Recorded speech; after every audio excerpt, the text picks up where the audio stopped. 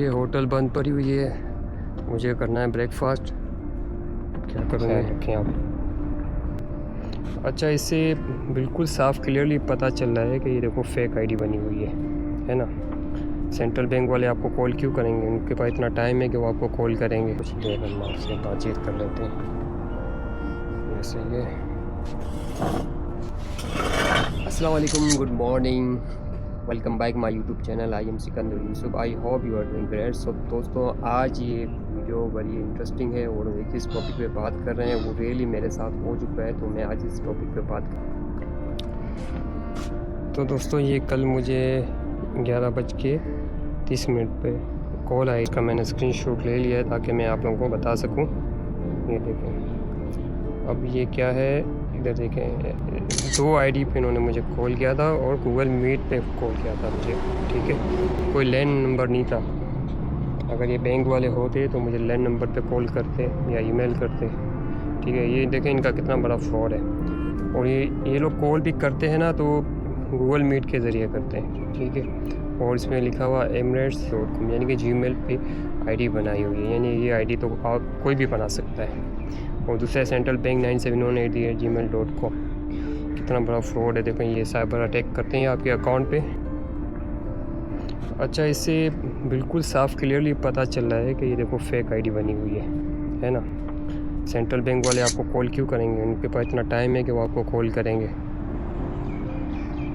ऐसा कभी नहीं हो सकता। सेंट्रल बैंक वाले कभी भी आपको कॉल नहीं करेंगे, ना ही बैंक वाले आपको कॉल करते हैं। ठीक है, आपको ईमेल कर देते हैं और उसके बाद आपकी मर्ज़ी है कि आप जो है ना, अगर आपके पास एमरेट्स आईडी है तो आप उसको अपडेट कर दें। तो दोस्तों, जब आपका सैलरी अकाउंट ओपन हो जाता है ना, तो एक बहुत बड़ी प्रॉब्लम ये होती है कि अपने अकाउंट को सिक्योर रखना, ये बहुत एक बड़ी जिम्मेदारी होती है।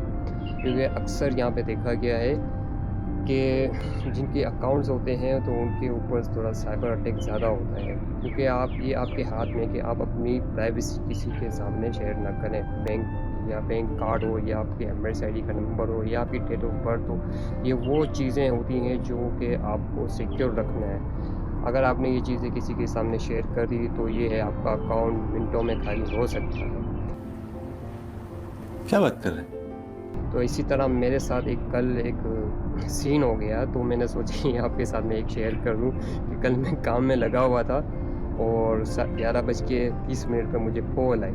ठीक है, तो जैसे मैंने कॉल उठाया ना मोबाइल, तो उस पर जो है ना लिखा हुआ आ रहा था, इसका मोनोग्राम था कि सेंट्रल बैंक ऑफ यूएई ने जो ऐलान किया था लोन के बारे में। तो हो सकता है यार मेरे मन में लड्डू फूटने लगे यार, हो सकता है ये कोई जो है ना लोन देने का चक्कर हो, हमें लोन देना चाह रहे हो, क्योंकि आजकल काम है ही नहीं और थोड़ा सैलरी पे आजकल जो है ना स्ट्रोक की हुई है कंपनी ने। तो हो सकता है कि गवर्नमेंट कुछ रिलीफ निकाला हुआ है, पहले ही अनाउंस किया हुआ है कि उनको लोन दिया जाएगा जो कि जॉब करते हैं, वो बाकी वो जो लोन बगैर किसी इंटरेस्ट फीस के वो लोन किस्तों पर भी अदा कर सकते। तो मेरे मन में बात तो सही है।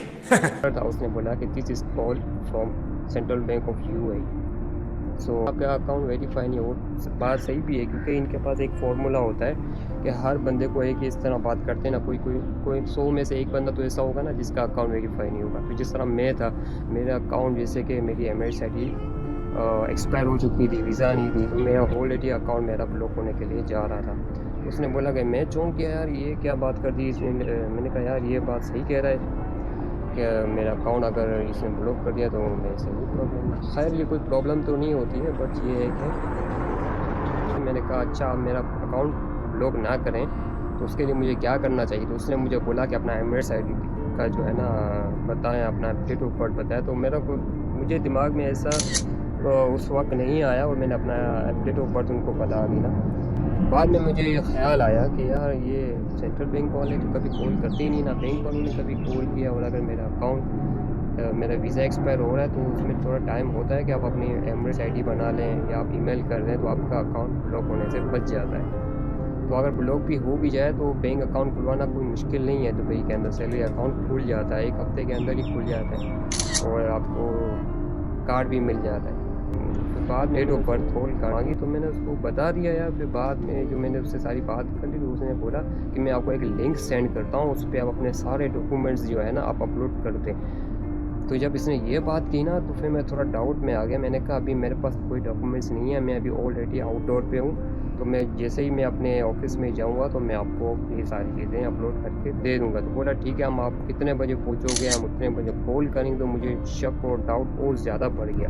मैंने कहा यार ये फेक कॉल है, ये अभी जो है ना मांग रहा है मेरे से पूरी डिटेल, तो उसको नहीं देना चाहिए। हाँ, फिर मैं जब गया वहाँ फिर शाम हुई तो उसने दोबारा कॉल करने की कोशिश की। उसके बाद मैंने उसकी कॉल अटेंड नहीं की, क्योंकि मुझसे तो एक गलती हो गई क्योंकि मैंने उसको जो है ना अपना डेट ऑफ बर्थ बता दिया, वैसे बताना नहीं चाहिए। खैर मैंने उसको रॉन्ग ही बताया था, कुछ सही नहीं बताया, क्योंकि मेरे पास प्राइवेसी है। तो मैं इसके दुबई के अंदर अगर आपने बैंक अकाउंट खुलवा लिया है या तो फिर आपके साथ ये चीज़ें, ये कॉलें तो आपको दिन में 1-2 मरतबा तो ज़रूर आती है। तो कभी भी ऐसी कॉल को रिसीव ना करें, ठीक है।